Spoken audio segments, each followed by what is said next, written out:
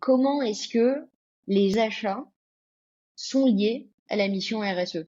Tu as parlé brièvement de la politique de voyage qui est souvent dans le scope des achats. Mais plus largement, comment est-ce que les achats peuvent s'insérer dans cette mission RSE et impact? Hmm.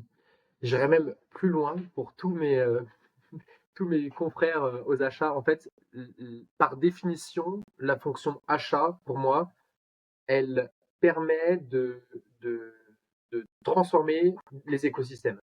C'est une fonction qui est tellement transverse et qui va toucher en fait au-delà de l'entreprise, vu on va avoir nos fournisseurs, qu'on peut avoir un impact qui est vraiment tangible en fait. Que ce soit en interne, on peut influencer, mais on peut aussi influencer en externe. Donc, par exemple, pourquoi on peut supporter cette stratégie?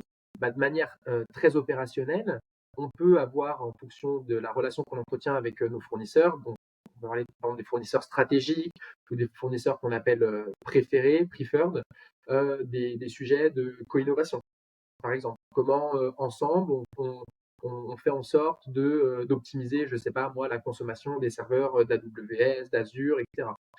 Comment on fait en sorte que sur la partie loyer, on travaille avec notre loueur pour réduire notre consommation énergétique. Donc il y a des vraies actions tangibles.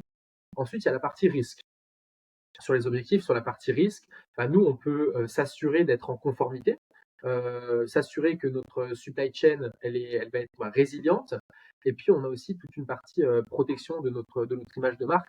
C'est-à-dire qu'aujourd'hui, on ne peut pas aller acheter à une entreprise qui ne respecte pas, par exemple, les droits des enfants ou voilà, qui Ouais, et vous sont êtes le garant en fait exactement. de l'implémentation de ces politiques au-delà de l'entreprise, mais vis-à-vis de ses fournisseurs. Mm. Et il y a un dernier volet, et alors nous, Content Square, on n'y est pas du tout, on n'y est pas du tout Pas encore, encore, mais pas encore. pas encore, mais c'est l'ambition. Il y a tout un volet reporting, en fait. Alors, est-ce que c'est au sein des équipes Impact? Est-ce que ça doit être fait au sein des équipes FP&A? Pourquoi pas? Est-ce que c'est les achats qui doivent piloter ça? Mais par exemple, on peut avoir des objectifs de réduction d'émissions carbone, par exemple, au sein de nos initiatives.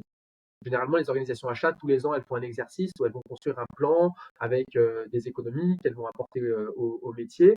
Pourquoi pas avoir des initiatives avec des économies, avec des KPI portés sur la réduction de l'impact carbone? C'est possible. On peut aussi pousser pour avoir des fournisseurs qui vont signer nos chartes, qui vont adhérer aux mêmes valeurs que nous, s'engager sur notre mission. Donc tout ça, on peut pousser pour ça.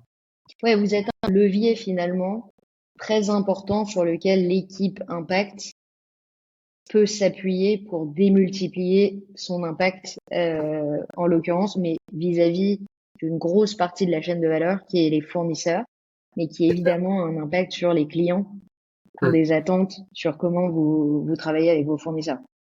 tout à fait. Et là, j'ai un œil encore, là, dans ce que j'ai décrit, j'ai un œil assez européen. Mais par exemple, aux US, enfin, être acheteur, la fonction achat, c'est, voilà, on a un pouvoir d'achat. On a dans certaines entreprises un pouvoir même décisionnel, voire très décisionnel. Il y a des organisations achats qui rapportent directement au board, hein, aux executive committee. Et aux US, par exemple, eh ben, la partie sociale dans le SG, le S, est de plus en plus important. Il y a des gros critères de diversité, des gros KPIs autour de la diversité. Et donc, la fonction achat peut aussi influencer sur ces KPI en choisissant les bons partenaires.